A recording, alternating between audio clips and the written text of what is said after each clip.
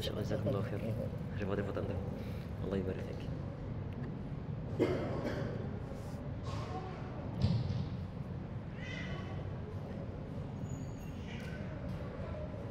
Assalamualaikum warahmatullahi wabarakatuh. Bismillahirrahmanirrahim. Innal hamdalillah nahmaduhu wa nasta'inuhu wa nastaghfiruh. Wa na'udzu billahi min shururi anfusina wa min sayyiati a'malina. Man yahdihillahu fala mudilla lahu wa man yudlil fala hadiya lahu. Wa asyhadu an la ilaha illallah wahdahu la syarika lahu wa asyhadu anna Muhammadan abduhu wa rasuluh. Tsumma amma ba'd. Ikhwah dan juga akhwat sekalian yang insyaallah dirahmati oleh Allah Subhanahu wa taala. Sebuah pertanyaan yang jawabannya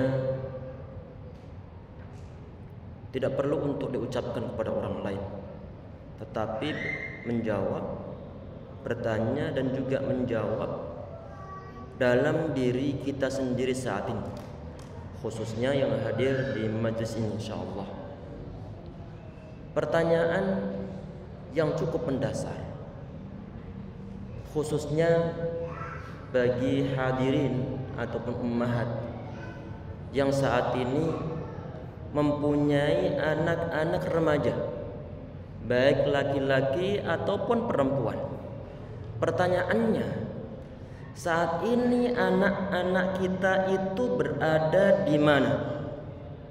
Apakah saat ini mereka telah belanja ataupun sedang belanja arang, jagung, petasan, kembang api, dan telah membuat suatu agenda tertentu yang akan dilaksanakan nanti di tengah malam? Kalau kita sampai saat ini tidak mengetahui, ini sebelum kita bahas hadisnya, kalau sampai saat ini kita tidak mengetahui di mana keberadaan anak kita saat ini, semua akan diminta tanggung jawab oleh Allah Subhanahu wa taala. Karena kenapa? Karena ya ikhwas sekalian, setiap tahunnya terjadi suatu peristiwa ataupun kegiatan-kegiatan yang di dalamnya segala bentuk kemungkaran, kemaksiatan ada di malam nanti. Setiap tahunnya terulang. Setiap tahunnya terulang. Kita mengingatkan untuk diri kami pribadi dan juga untuk hadirin semuanya ataupun nanti yang menyaksikan rekaman ini. Ini setiap tahunnya terulang. Dari segi apa? Dari segi kemungkarannya. Di berbagai negara, tidak hanya Indonesia, tingkat kemaksiatan, tingkat mungkin afwan perzinahan, dan bahkan barang yang paling laris di malam lebaran itu adalah afwan kontrasepsi yang berupa pembungkus itu. Tidak usah kita ucapkan. Antum tahu yang digunakan oleh suami istri ataupun orang-orang yang melaksanakan suatu hubungan laki-laki perempuan di luar nikah. Ya ikhwas sekalian, tanggal 25 Desember, tanggal 1 Januari, tanggal 7 Januari, ini adalah tanggal-tanggal yang berkaitan erat dengan kepercayaan orang yang beragama Nasrani. Ataupun ada sebagian di antara kebiasaan-kebiasaan di zaman-zaman dahulu tentang masalah ritual-ritual untuk agama Romawi kuno, tentang masalah tahun baru. Umat Islam ya ikhwah sekalian, ataupun generasi kita saat ini, generasi yang sangat lemah, mudah untuk mengikuti arus, asalkan tenar, asalkan viral, asalkan dilaksanakan oleh banyak orang, mereka akan langsung ikut. Sudah sesuai dengan yang disabdakan Nabi Muhammad SAW, "Tattabi'unna sunana man kana qablakum shibran bi shibrin, zira'an bi zira'in," kama qala alaihi salatu wassalam. Kalian nanti suatu saat nanti akan mengikuti, benar-benar akan mengikuti kebiasaan-kebiasaan orang-orang yang sebelum kalian. Sejengkal demi sejengkal, satu zira demi satu zira, ataupun satu depa demi satu depa. Kalau seandainya mereka itu masuk ke dalam suatu liang, la dakhaltumuhu kama qala alaihi wasallam. Niscaya kalian akan mengikutinya. Ini yang istilahnya kalau orang Jawa di kampung anak ini mudah untuk tumbrung. Asalkan gerak langsung ikut semuanya. Yang viral tidaklah bernilai sebagai suatu kebaikan, tidak senantiasa bernilai suatu kebaikan yang dilaksanakan oleh rata-rata umat manusia. Tidak bisa diberikan label bahwa itu adalah suatu kebaikan dengan serta-merta. Perlu kita perhatikan terlebih dahulu, apakah ini sesuai dengan ajaran Islam ataukah enggak? Apakah ini ada dasar dari sahihnya ataukah tidak? Kalau enggak usah dilaksanakan. Walaupun toh kalau seandainya orang seluruh dunia praktek ikut meramaikannya, meramaikannya. Ini kan menyangkut masalah tahun baru, menyangkut masalah Natal ataupun yang lain sebagainya, menyangkut masalah suatu kepercayaan. Di antaranya sangat erat adalah kelahiran Tuhan menurut orang Nasrani. Di saat mereka merayakan, memang keyakinan mereka begitu. Dan kita sebagai umat Islam punya identitas sendiri yang perlu berbeda dengan mereka. Keyakinan mereka beda dengan keyakinan kita. Begini ya ikhwah sekalian, suatu kebid'ahan yang muncul dari dalam umat Islam sendiri sudah dinilai sebagai suatu hal yang tercela. Apalagi kalau suatu kebid'ahan ini muncul dari kepercayaan agama lain, kemudian dipraktekkan oleh generasi muslim, lebih tercela lagi. Orang-orang yang asal ngikut, ini identitasnya, keislamannya ini perlu untuk dipertanyakan. Ini perlu untuk dipertanyakan dari segi apa? Ini kan ada orang yang punya suatu keyakinan bahwa Tuhan lahir di tanggal 25 Desember atau 1 Januari atau 7 Januari. Itu kepercayaan mereka. Kita nggak mengganggu kepercayaan mereka. Itu adalah iktikad mereka ataupun akidah mereka. Umat Islam ataupun sebagian di antara umat Islam yang mengatakan lam yalid wa lam yulad wa lam yakul lahu kufuwan ahad. Allah tidak beranak dan tidak diperanakkan. Lah, kok malah ikut rame-ramean, ikut hingar-bingar melaksanakan ataupun suatu praktek tentang malam tahun baru? Kok bisa? Kok bisa? Tapi inilah generasi kita saat ini ya ikhwah sekalian. Itu satu poin. Poin yang berikutnya, kalau misalnya nanti malam sebagian di antara umat Islam ikut membunyikan petasan, langsung seluruh orang di sekitar komplek, di perkampungan, di daerah-daerah membunyikan petasan serempak. Kadang-kadang sampai nyambung sampai sholat subuh. Perhatikan ya ikhwah. Ini adalah bentuk suatu kezaliman. Az-zulmu zulumatun yaumal qiyamah. Suatu kezaliman nanti menjadi suatu gelapan nanti pada hari kiamat. Ustaz, kok termasuk suatu kezaliman ini bagaimana? Perhatikan, orang lagi enak-enaknya istirahat kemudian dikagetkan dengan suara petasan. Ada orang yang baru melahirkan, bayinya kadang-kadang susah untuk diajak ataupun ditidurkan. Ibundanya capek untuk mendiamkannya seharian, pengen istirahat sebentar saja, langsung terdengar suara ledakan petasan. Bareng-bareng kaget. Ada orang yang kadang-kadang sakit gigi. Orang sakit gigi itu yang pernah sakit gigi merasakan bagaimana terganggunya orang sakit gigi yang nggak bisa tidur. Kemudian ada kesempatan untuk bisa tidur, tahu-tahu dikagetkan dengan suara petasan. Ini adalah bentuk-bentuk kezaliman, di samping ada unsur tabdzir ataupun mubadzir. Dan nanti akan diminta tanggung jawab oleh Allah Subhanahu wa taala. Bukan sesuatu yang ringan, kemudian dinyalakan petasan kemudian selesai urusan. Enggak selesai urusan. Sampai nanti kapan? Sampai nanti pada hari kiamat akan diminta tanggung jawab oleh Allah Subhanahu wa taala. Anak kira ini para asat telah mengingatkannya di berbagai majlis, baik yang ataupun ini lintas kelompok ini. Lintas kelompok.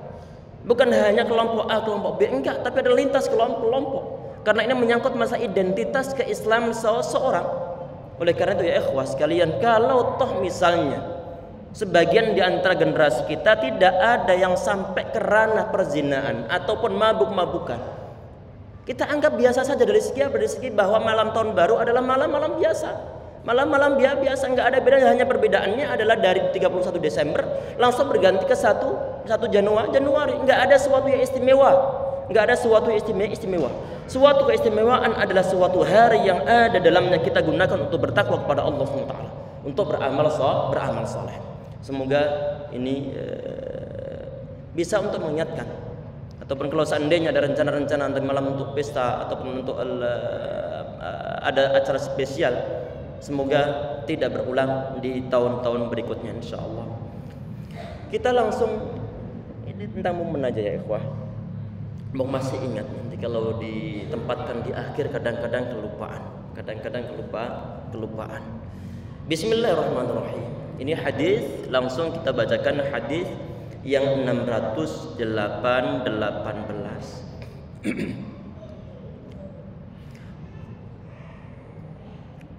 Wa anhu qala, ini wa anhu hadis 618 berarti wa anhu ini artinya adalah darinya. Berarti kita lihat hadis yang sebelumnya diriwayatkan oleh sahabat Abu Hurairah, ternyata berarti wa anhu di sini ini adalah hadis yang diriwayatkan oleh sahabat Abu Hurairah radhiyallahu anhu. Qala, beliau berkata, qala Rasulullah sallallahu alaihi wasallam, Nabi Muhammad SAW beliau bersabda, qala Allah taala, Allah Subhanahu wa taala berfirman. Nabi Muhammad beliau bersabda, isi sabdanya adalah qala Allah taala, Allah Subhanahu wa taala berfirman. Ini ya ikhwah sekalian, bagi sebagian di antara kita yang mempelajari ilmu mustalahil hadis, mengenal tentang suatu hadis yang disebut dengan al-hadisul qudsi, disebut dengan hadis qudsi, yaitu suatu hadis, suatu perkataan yang diucapkan oleh Allah Subhanahu wa taala. Tetapi perkataan ini tidak terdapat dalam Al-Qur'an. Isinya dari Allah, substansialnya dari Allah, cuman redaksionalnya dari Nabi Muhammad SAW. Ini yang disebut sebagai al-hadisul qudsi. Saat dibilang hadis qudsi, maka nanti statusnya beda dengan Al-Qur'an. Al-Qur'an dia sebagai suatu mukjizat, hadis qudsi tidak menjadi suatu mukjizat. Al-Qur'an bahasa dan juga isinya dari Allah, sedangkan hadis qudsi substansialnya dari Allah, cuma redaksionalnya dari Nabi Muhammad SAW. Al-Qur'an dibaca kita dapat pahala per hurufnya, likulli harfin asyra, atau kama qala alaihi wasallam, setiap huruf bernilai sebagai 10 kebaikan. Ini tidak terdapat dalam hadis qudsi.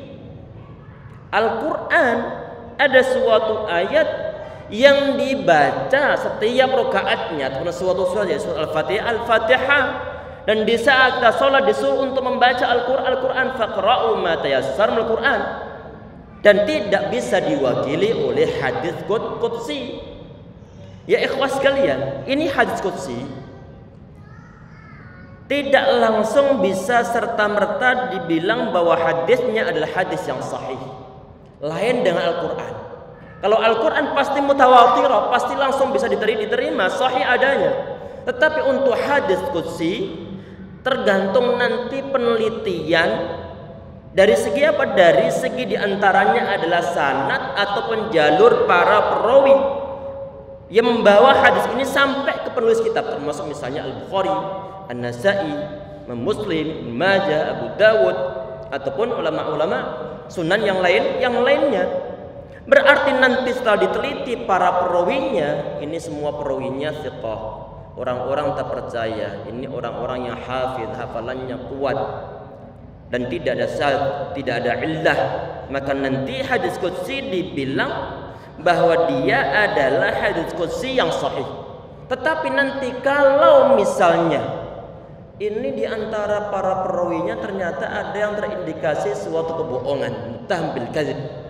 Maka nanti para ulama mengatakan bahwa hadis ini walaupun qudsi tapi dia lemah statusnya.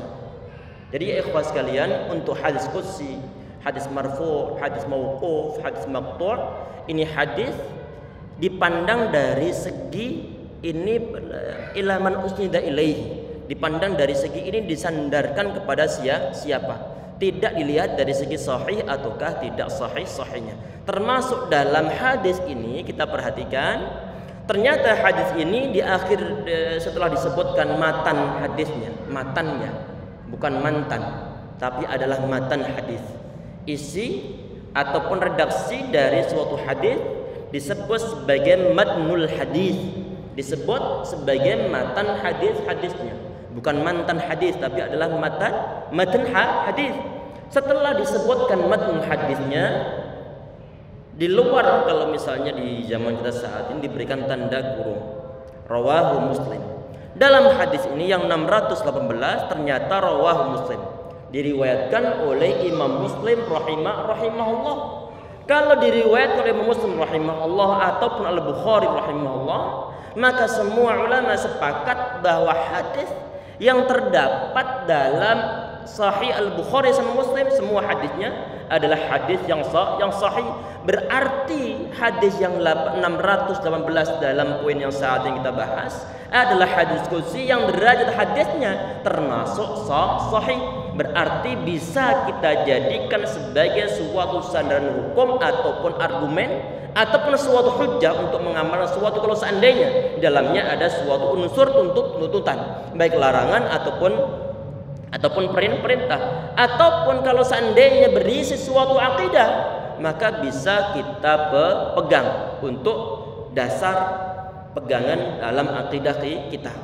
Di sini Allah Subhanahu wa taala berfirman, ini dalam hadis qudsi tadi itu, al-izzu izari, keperkasaan adalah kain sarungku. Perhatikan ya ikhwah. Wal kibriya uridai, dan kesombongan adalah ridaku. Ini bisa diterjemah mungkin sejenis kain yang digunakan di bagian luar pakaian kita, atau mungkin sejenis selendang walaupun toh bukan selendang. Faman yunazi'uni fi wahid minhuma faqad adzabtuhu, dan barang siapa yang berusaha menyaingiku dalam salah satu di antara kedua hal tersebut, niscaya aku akan mengazabnya. Mengazabnya. Dalam hal ini ya ikhwah sekalian, Al-Imam Al-Khattabi rahimahullah, beliau mengatakan, ini kenapa Allah Subhanahu wa taala membuat suatu perumpamaan bahwa al-izzu izari, ataupun di sini keperkasaan itu adalah kain sarungku. Artinya masalah keperkasaan ataupun masalah kesombongan itu hanya dimiliki oleh Allah Subhanahu wa taala dan tidak berhak dimiliki oleh umat manusia. Tidak berhak dimiliki oleh umat manusia. Kalau ada orang dia itu sombong, dia nggak berhak mengatakan ataupun nggak berhak untuk memunculkan suatu kesombongan dalam dirinya. Ada sifat takabbur dalam dirinya, ada orang yang merasa bahwa dia lebih hebat daripada orang lain sehingga dia mudah untuk meremehkan orang lain. Yang semacam ini, orang ini telah berusaha walaupun toh nggak menyaingi Allah, tapi berusaha menggunakan sifat yang dimiliki oleh Allah Subhanahu wa taala. Padahal masalah izzu wal kibriya, takabbur wal kibr, itu adalah hanya miliknya Allah Subhanahu wa taala karena dia yang punya segala-galanya. Umat manusia hanya segera titipan belaka. Kita nggak punya apa-apa. Semua adalah barang titipan Allah Subhanahu wa taala, dari Allah Subhanahu wa taala. Buktinya apa? Kalau itu adalah titipan di saat orang membeli Ferrari, orang beli Lamborghini, orang yang punya outfit yang sekian yang dia pakai 1 sampai mungkin miliaran misalkan saja. Saat dia meninggal tidak akan dibawa mati dan dia tidak merasakan nanti saat berada di akhirat.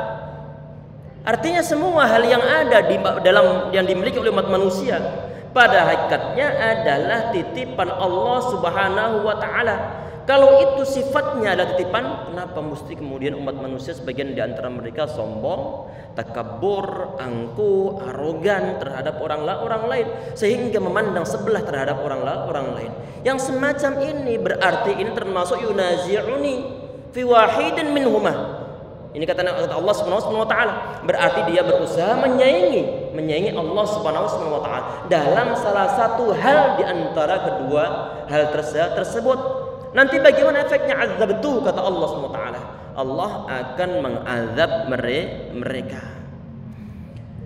Menjadi PR kita semua ya ikhwah sekalian. Dari segi apa? Dari segi perlu untuk lebih kita itu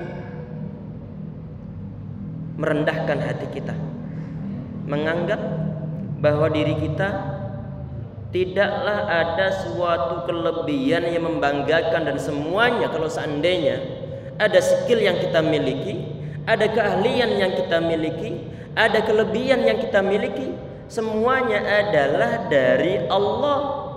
Kenapa kok dari Allah? Iya dari Allah. Ada orang yang mungkin dia dalam keadaan kaya raya, dalam keadaan dia ahli untuk mencari duit, tahu-tahu kemudian dia gila, tahu-tahu udah jatuh kemudian dia gila. Artinya bagaimana? Dalam gilaannya dia tidak akan bisa untuk mendapatkan, untuk memiliki hal-hal yang biasa dia dapatkan. Wong dia gila, dan dia nggak bisa mengusahakan. Kenapa nggak bisa mengusahakan? Karena semua adalah dari Allah Subhanahu wa taala. Yang menentukan seorang itu dia akan kaya, dia akan miskin, dia akan mempunyai suatu jabatan ataukah tidak adalah dari Allah Subhanahu wa taala, bukan kehebatan kita. Sehingga yang menjadi ibrah ada sebagian di antara perkataan, termasuk ini perkataan dari Al-Imam Ahnaf bin Qais rahimahullah. Ini beliau merenungkan tentang masalah kibr ataupun takabbur yang dimiliki oleh sebagian di antara umat manusia. Beliau ngomong begini, "Ajibtu liman yajri fi majral baul marrataini kaifa yatakabbar," kata beliau. Aku sungguh heran terhadap orang-orang yang dia itu keluarnya dari dari lubang air seni sebanyak 2 kali. Lubang air seni sebanyak 2 kali. Bagaimana mungkin dia bisa takabur? Ini para ulama yang lain menjelaskan, ini kok keluar dari 2 air seni, keluar dari lubang air seni bagaimana? Umat manusia terbuat dari yang antum ketahui, air mani, keluar dari sana. Dan di saat dia menjadi seorang bayi, kemudian terlahirkan bayi tersebut. Lewat mana? Enggak lewat hidung, enggak lewat mulut, enggak lewat telinga, enggak lewat mata, tapi juga lewat melalui sebagaimana yang kita ketahui. Kalau keluarnya dari sana, bagaimana mungkin kemudian umat manusia punya sifat takabur? Punya sifat takabur. Ini yang membuat heran umat manusia pada sifat takabur itu adalah hanya berhak dimiliki oleh Allah Subhanahu wa taala. Kemudian hadis yang ke 619. Ini juga hadis yang sama, ada pernyataan wa anhu dan darinya, berarti kita lihat perawi yang datang sebelumnya. Tadi sampaikan bahwa sebelumnya ataupun yang di hadis berapa ini? Hadis yang 616 itu yang meriwayatkan adalah sahabat Abu Hurairah. Anna Rasulullah SAW qala bainama rajulun yamshi fi hullatin tu'jibuhu nafsuhu murajjilun ra'sahu yakhtalu fi mashyatihi id khasafa Allah bihi fa huwa yatajaljalu fil ardi ila yaumil qiyamah. Ini hadis bahkan muttafaqun alaih. Kalau muttafaqun alaih berarti Hadis ini terdapat dalam Sahih Al-Jami' yang dimiliki oleh Al-Bukhari dan juga yang dimiliki oleh Imam Muslim rahimahullah. Berarti level derajat hadisnya lebih tinggi daripada hadis yang hanya terdapat dalam Sahih Muslim saja. Berarti ini lebih tinggi levelnya dari hadis sebelum-sebelumnya. Tetapi dua-duanya adalah hadis yang sahih. Tapi kalau kita buat perbandingan bahwa untuk hadis yang diriwayatkan oleh Bukhari oleh Imam Muslim saja itu dikalahkan derajatnya oleh hadis yang di dalamnya terdapat dalam Al-Bukhari dan juga dalam Sahih Muslim. Al-Quran kemudian muttafaqun alaih Bukhari wa Muslim, baru kemudian ma rawahu Bukhari wa ma rawahu Muslim, kemudian setelahnya Al-Quran, kemudian hadis yang dimufakati Bukhari sama Muslim, kemudian yang terdapat dalam Al-Bukhari, kemudian terdapat dalam Sahih Muslim. Berarti ini menempati level yang kedua, setelah Al-Quran. Anna Rasulullah SAW qala, sesungguhnya Nabi Muhammad SAW beliau bersabda, bainama rajulun yamshi fi hullatin, ketika seorang laki-laki berjalan fi hullatin, dalam suatu pakaian. Ini hullah pakaian yang bagus, ini bisa dari berbagai macam pakaian ataupun bahan. Tu'jibu nafsu, yang membuat dirinya terkagum-kagum. Murajjilun ra'sahu, yang rambutnya disisir rapi. Yakhtalu fi masyatihi, dan ia berjalan dengan sombong, ataupun dia sombong dalam jalannya ataupun dalam model jalannya. Idh khasfallahu bihi, Allah Subhanahu wa taala membenamkannya ke dalam bumi ini. Fa huwa yatajaljalu fil ardi ila yaumil qiyamah, sehingga ia terus-menerus, ataupun ini sebagian di antara arti mungkin meronta-ronta di perut bumi sampai nanti pada hari kiamat. Ini ya ikhwah sekalian, ini hadis adalah menyangkut tentang masalah kesombongan, tentang sesuatu yang dimiliki oleh sebagian di antara umat manusia, baik dalam pakaiannya, baik dalam cara berjalannya, baik mungkin kendaraannya, ataupun hal yang dimiliki dalam tanda kutip ya, karena semua ada aslinya dalam milik Allah SWT, yang dimiliki oleh umat manusia. Di saat dia sombong, maka nanti balasannya dia itu akan dibenamkan oleh Allah Subhanahu wa taala ke dalam perut bumi. Ini kapan kejadiannya? Ini kalau kita perhatikan hadisnya ikhwah, ini kan ada pernyataan ila yaumil qiyamah, sampai nanti hari kiamat. Berarti orang ini yang di saat dia kebiasaannya itu adalah angkuh, adalah sombong, meremehkan orang lain. Karena sebagian zaman-zaman kita saat ini ikhwah sekalian, harta benda dibuat sombong-sombongan oleh orang-orang.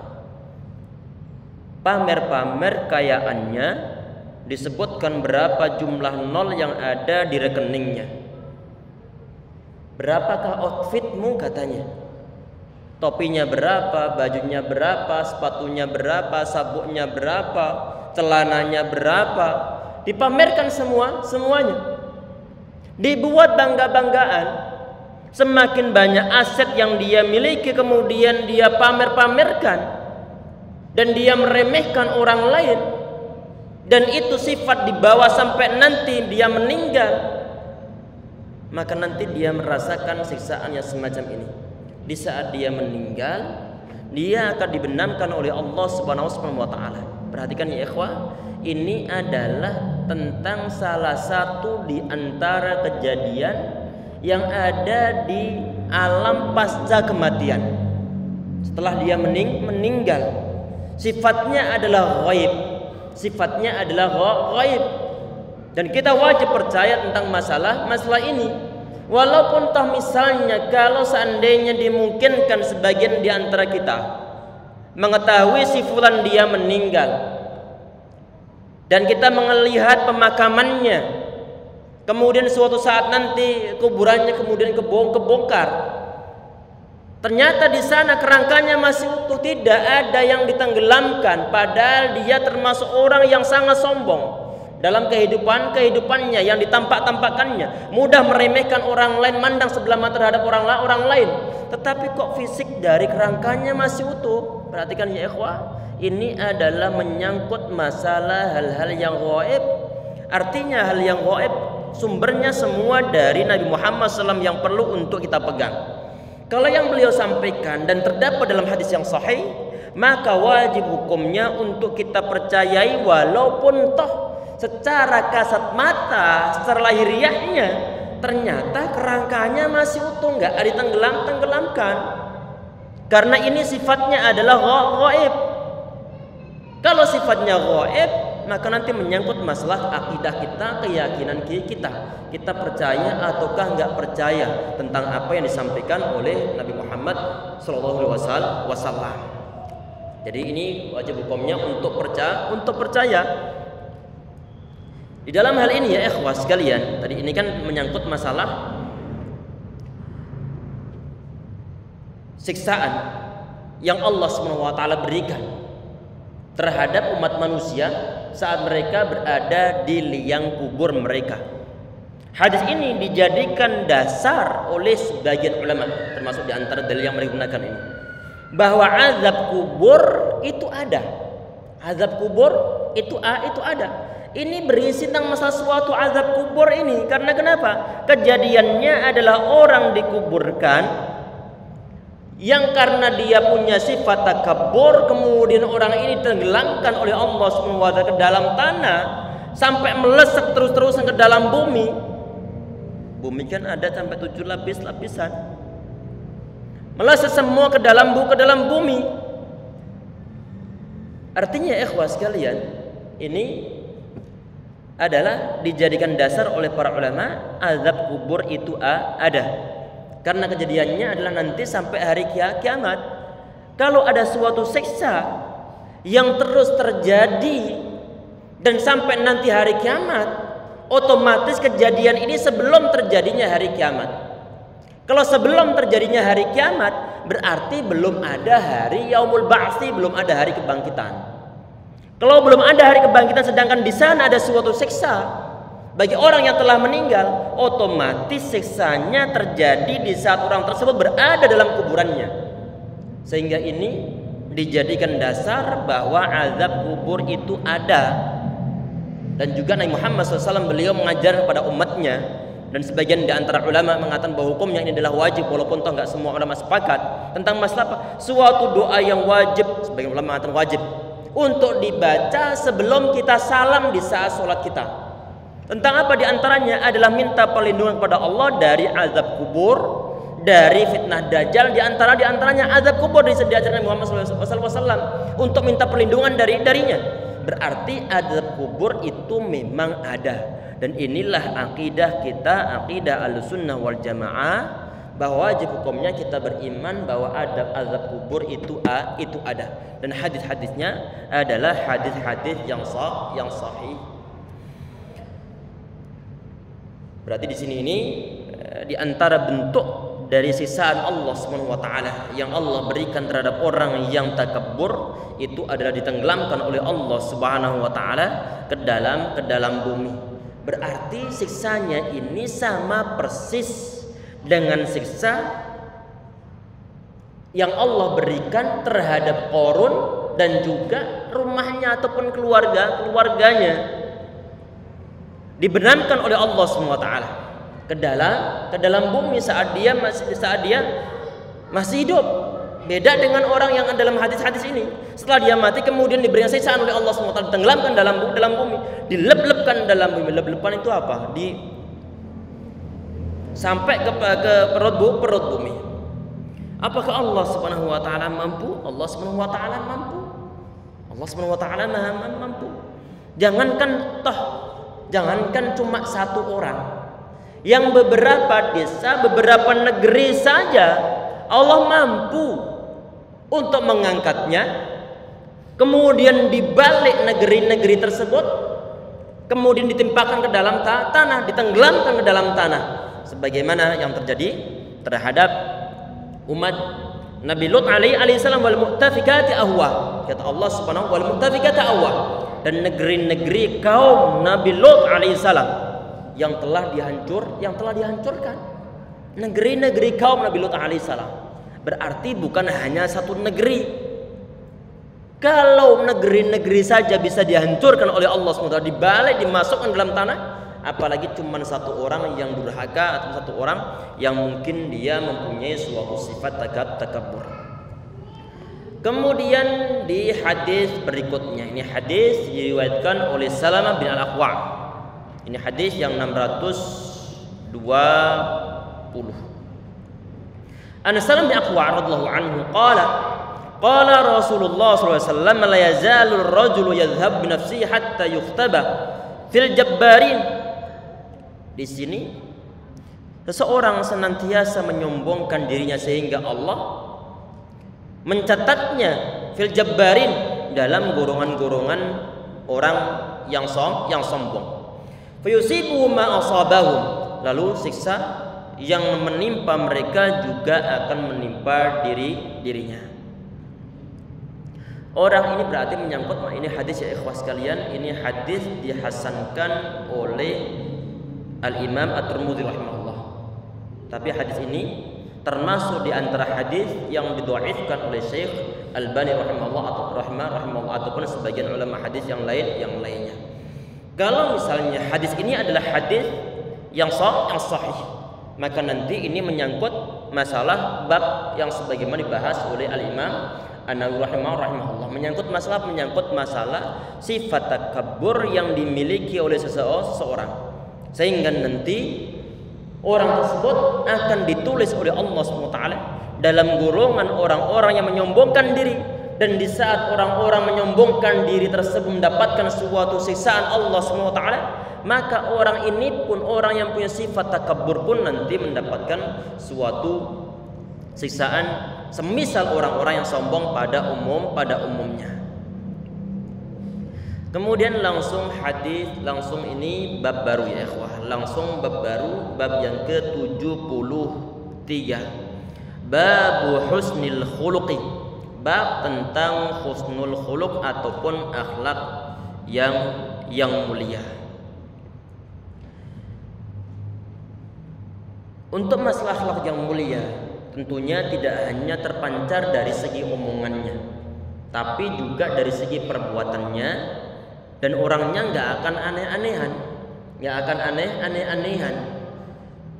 Tidak hanya sekedar asal viral,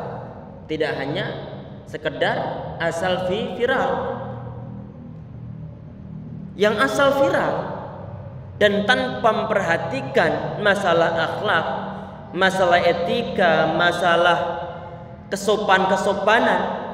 Kadang-kadang nanti dia kejedot terlebih dahulu sebelum dia melangkah lebih lanjut. Yang lagi dulu zaman beberapa tahun yang lalu, Allahu alam tahun berapa, yang sedekah ataupun dalam tanda kutip ya memberikan suatu pemberian plastik satu kresek, di dalamnya diisi sampah. Akhirnya masuk penjara. Akhlak yang baik terpancar dari segi omongan, enak didengar, tidak meresahkan, tidak menimbulkan suatu permasalahan, tidak melanggar suatu syariah. Perbuatannya pun sama, perbuatan yang tidak nyakitin orang lain, yang tidak melanggar suatu syariah. Tergambarkan bahwa si fulan dia adalah orang yang berakhlak mulia. Saat misalnya ada suatu pertanyaan, ini kira-kira akhlak yang mulia ini dari usaha seseorang, ataukah memang ada sebagian diantaranya yang memang merupakan suatu fitrah yang telah ditumbuhkan ataupun ditanamkan oleh Allah Subhanahu wa taala. Di sini kata para ulama ya ikhwah, berdasarkan hadis-hadis yang sahih, bahwa ada sebagian di antara akhlak yang mulia itu memang melalui proses latihan. Kok melalui proses latihan? Dasarnya apa? Ada suatu hadisnya hadis yang sahih dalam riwayat Imam Tabrani rahimahullah. Nabi Muhammad beliau mengatakan innamal ilmu bita'allum wa innamal hilmu bitahallum. Sesungguhnya ilmu itu bisa didapatkan dengan proses belajar, dengan pencarian. Tidak ada orang yang terlahir dalam keadaan dia pinter.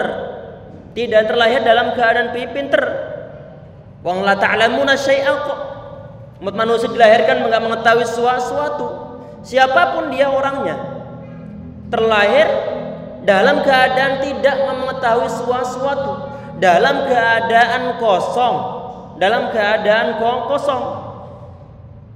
sehingga sangat bohong kalau ada orang dia terlahir dia sudah pintar dari terlahirnya. Dia sudah punya laduni, punya ilmu laduni yang dia dapatkan semenjak dia lahir. Ini bohong.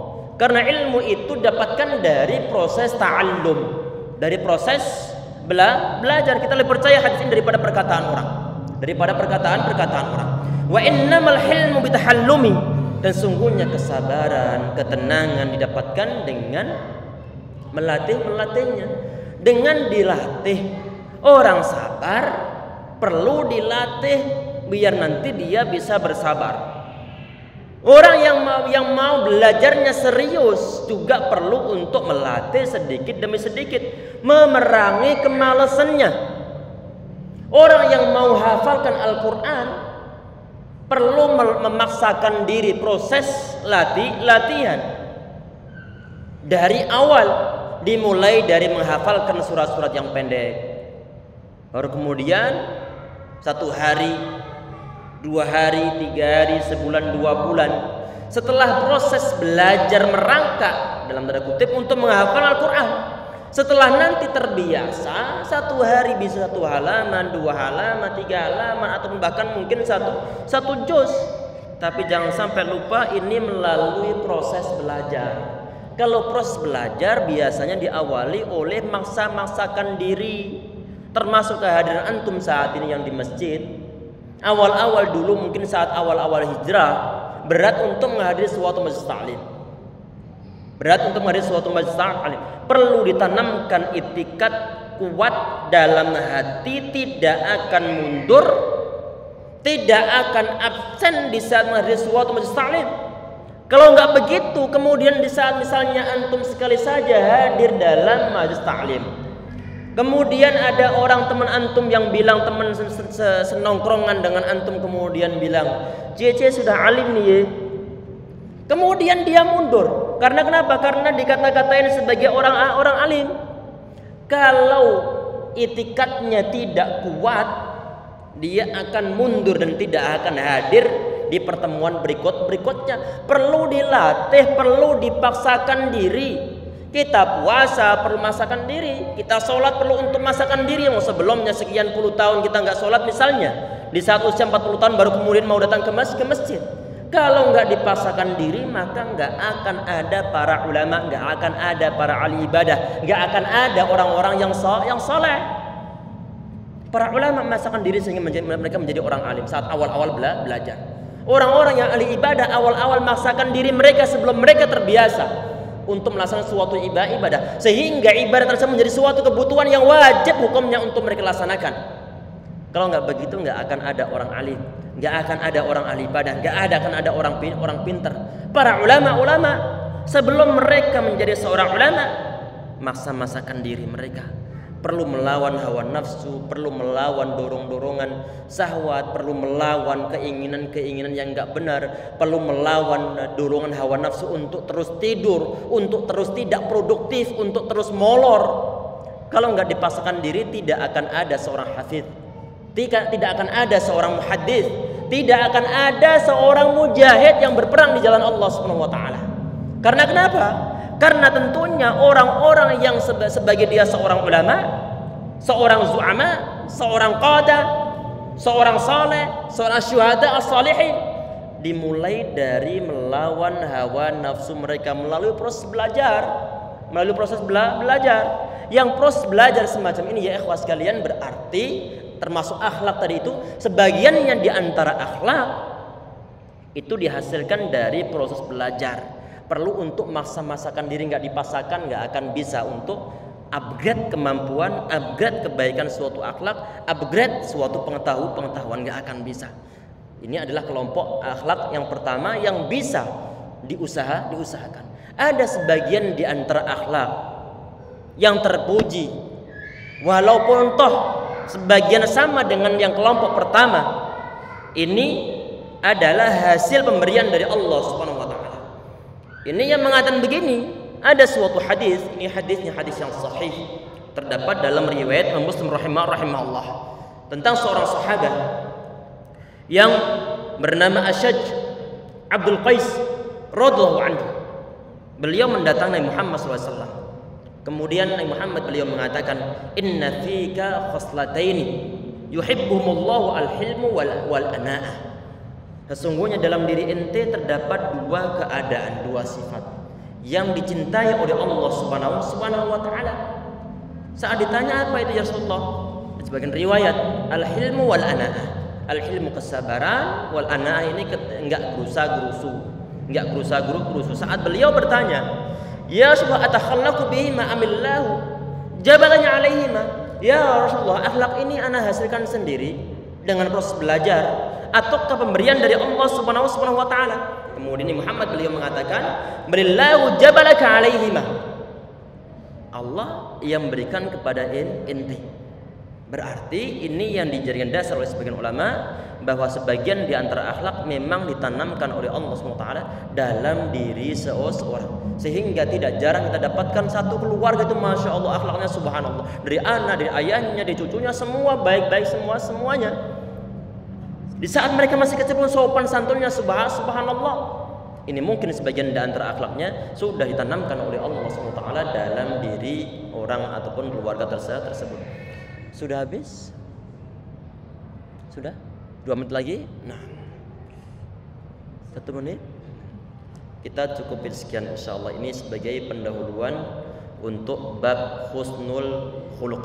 Nanti di pertemuan berikutnya akan kita bacakan ataupun bahas tentang sebagian di antara firman Allah yang disebutkan oleh Al-Imam An-Nawawi rahimahullah di awal bab yang beliau sebutkan dalam kitab Riyadhus Shalihin, kemudian diikuti oleh hadis-hadis Rasulullah SAW. Insyaallah semoga yang kita bahas dalam pertemuan kita kali ini diberi keberkahan, kemanfaatan oleh Allah SWT, dan semoga kita dijadikan oleh Allah SWT sebagai hamba-hambanya, sebagai umat Rasulullah SAW yang kuat memiliki suatu keislaman, akidah, dan juga selalu gentor ataupun selalu giat dalam mengikuti sunnah-sunnah Rasulullah SAW. Insyaallah ya rabbal alamin. Subhanaka wa bihamdika asyhadu an la ilaha illa anta astaghfiruka wa atubu ilaik. Wassalamualaikum warahmatullahi wabarakatuh.